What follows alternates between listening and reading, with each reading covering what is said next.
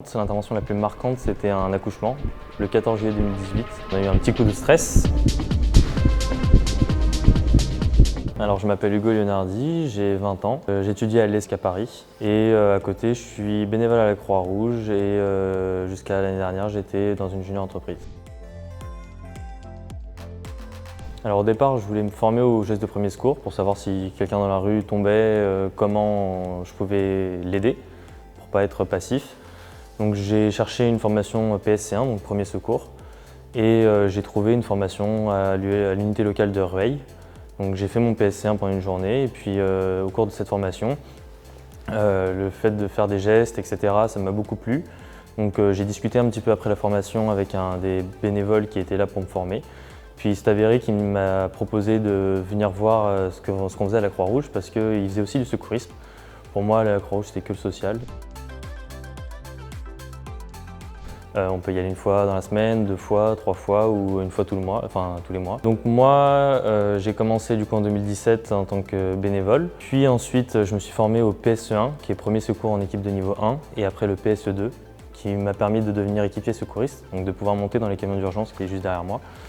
Et ça m'a permis ensuite de m'intégrer dans l'équipe, de connaître un peu plus le vocabulaire du secours, etc. Et puis en 2018, je suis devenu ce qu'on appelle donc diamant en termes opérateur radio, donc c'est-à-dire que j'étais en charge de l'animation des équipes pour l'unité locale.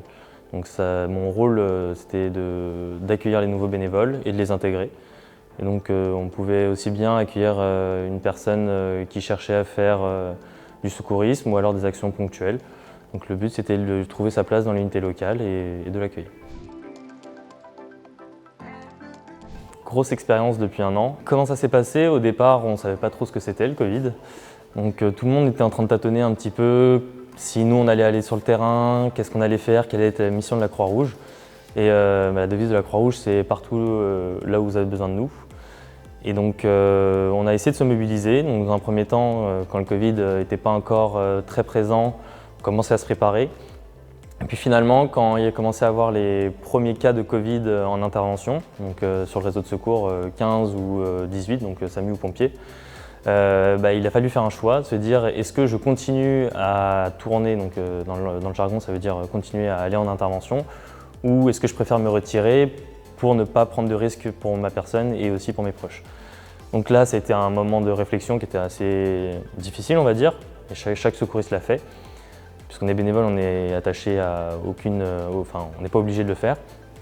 Et donc moi, la réflexion que j'ai eue, c'est de me dire, voilà, t'es formé, t'es équipier secouriste, ta formation, tu l'as fait pour une bonne chose et une bonne raison. Et de voir des personnes qui peuvent être dans le besoin, qui plus est quand il y avait une explosion des cas et que du coup, il y avait une attente monstre au SAMU qui était vraiment incroyable, où il y avait des délais d'intervention qui explosaient. Pour continuer la lutte contre l'isolement et venir toujours vers les personnes qui étaient à la rue. On a créé des maraudes. Donc, les maraudes, c'est le fait de pouvoir aller voir les personnes sans abri avec un petit groupe et pouvoir discuter avec eux, prendre des nouvelles et leur distribuer des boissons chaudes, des couvertures, etc. Et donc moi, mon rôle pendant le Covid, c'était d'accompagner une équipe de maraudeurs qui faisait partie de l'action sociale et d'assurer le suivi, pas médical, mais secouriste, pour voir si la personne ne présentait pas de signes de Covid, si elle n'avait pas de signes de fatigue particulière et de faire un état global. Et puis ça m'a permis de découvrir aussi le social et de me familiariser avec ça. Donc les personnes qui ne sont pas forcément dans des associations, elles peuvent très bien aller parler aux sans-abri, qui sont toujours contents de parler à quelqu'un. Forcément, c'est des parcours de vie qui sont plutôt difficiles, donc il peut y avoir une certaine retenue ou une certaine peur de l'inconnu. Mais un petit croissant ou un bonjour, rien que de passer dans la rue, ça leur fait plaisir et ça leur permet justement d'être inclus et de se sentir mieux au quotidien. Le truc le plus fou, il y en a beaucoup. Il y en a beaucoup. Je dirais que l'intervention la plus marquante, c'était un accouchement, le 14 juillet 2018, à 10h, donc quand le défilé commençait. Donc voilà, on est parti avec notre équipe et puis On ne sait jamais ce sur quoi on va tomber finalement, même si l'appel, il y a un motif, ça peut être tout ou n'importe quoi. Et c'est avéré que la personne a accouché du coup chez elle. On a eu un petit coup de stress. On a eu une équipe médicale qui est venue et l'intervention a à peu près duré 1 heure et demie. Et on est ressorti, tout allait bien, le bébé allait bien. Et donc voilà, c'était une très belle intervention. Très compliqué pour l'emploi du temps, d'arriver à caser tout ce qu'on veut faire dans une journée ou dans une semaine. Aussi, il y a pas mal d'imprévus, notamment avec, par exemple, alors c'est assez rare, mais quand il y a des plans d'urgence, par exemple quand il y avait les gilets jaunes ou sur le Covid, il y a des fois où on a été déclenché sur le moment parce qu'il y avait une hausse du nombre d'appels et des interventions où on avait besoin d'aller. Et donc, parfois, on arrête un peu tout ce qu'on fait pour aller à la Croix-Rouge. C'est un choix, mais il y a aussi les études qu'il ne faut pas oublier. Donc c'est toujours un perpétuel mix, essayer d'équilibrer un peu tout ça pour réussir du coup, dans la vie professionnelle, mais aussi faire monter l'association et être là pour pouvoir travailler et ensemble être là pour les autres, quoi. Alors j'ai été impliqué, notamment pendant les 2 premières années, c'est-à-dire jusqu'à l'année dernière. Après forcément, puisque c'est une mini-entreprise qui propose des conseils, que ce soit sur des startups, des grands groupes ou des PME, Covid avec le premier confinement a mis un petit coup d'arrêt et on a réussi à se dynamiser, à trouver de nouveaux clients en innovant. Après, c'est vrai que moi, du coup, puisque j'étais très mobilisé à la Croix-Rouge avec mes différents postes et les gardes auprès du SAMU et des pompiers de Paris, c'était un peu plus compliqué d'être mobilisé sur tous les fronts. Donc je me suis concentré notamment sur la Croix-Rouge et sur mes cours. Parce qu'on se dit toujours, j'ai pas le temps de faire ci, ou waouh, par exemple, une garde pour nous c'est minimum 8 heures, ça peut aller jusqu'à 18 heures. C'est énorme, ça fait du 8h minuit. Donc forcément, il faut trouver le temps au départ. Mais une fois qu'on l'a trouvé, on en retire une satisfaction. On voit les gens qu'on aide qui sont dans un état peut-être critique ou du moins mal quand on arrive. Et finalement, quand on ressort de l'intervention, la personne, elle est bien ou alors elle est mieux que dans l'état dans lequel on l'a trouvée. Donc c'est une satisfaction.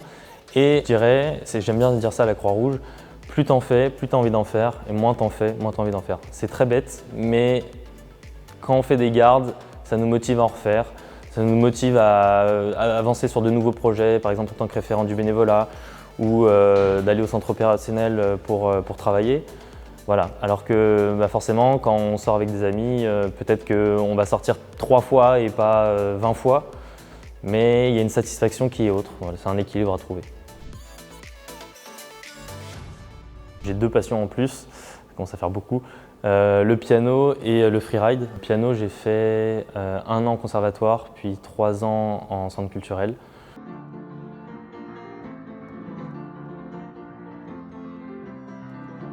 Et depuis, je suis à mon compte. Enfin, je joue pour moi et pour mes proches.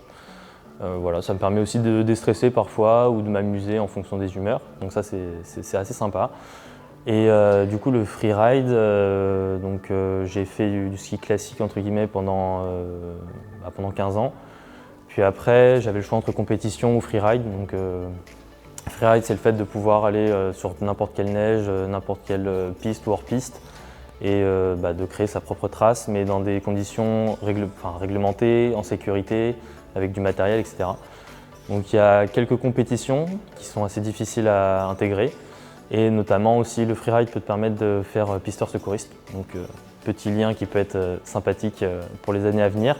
Puis voilà, c'est aussi la maîtrise du risque et s'amuser tout en étant en sécurité. Je trouve que ça, déjà c'est très sportif, mais en même temps ça permet de faire une relation avec la Croix-Rouge où pareil, on intervient sur des situations qui sont parfois des situations de crise, mais où on doit toujours être en sécurité pour aider les autres. Donc il y a toujours cet aspect-là, cette relation qu'il ne faut pas oublier, quoi.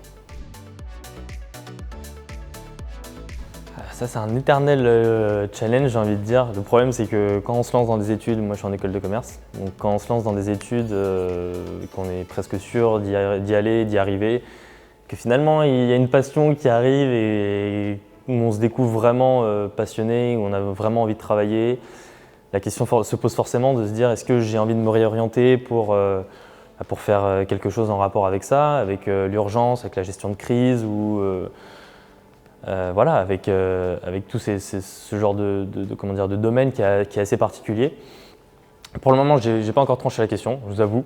Je vais continuer d'y réfléchir et puis de toute manière, il y a toujours des manières d'y arriver après. Donc je ne m'inquiète pas trop, même si je continue dans mon cursus mais classique, je pourrais toujours, si jamais j'ai envie, choisir un domaine particulier ou un secteur, voilà, ou faire un master spécialisé ensuite. Je dirais dévouement. Dévouement parce qu'il faut savoir s'investir sans se mettre en danger. Donc toujours être au niveau de ce qu'on souhaite avoir, mais arriver à s'arrêter aussi pour avoir sa vie personnelle ou professionnelle. Donc c'est une barrière qui est difficile parfois, mais il faut arriver à trouver l'équilibre et après c'est que du plaisir et que de la satisfaction. Créer un projet du début à la fin. Je suis devenue présidente de l'association féministe. J'ai clairement vu une porte d'entrée grande ouverte pour moi. Qui m'a emmené à acheter des platines et du coup j'ai commencé à faire ça dans ma chambre. Outre ma passion, c'est mon métier.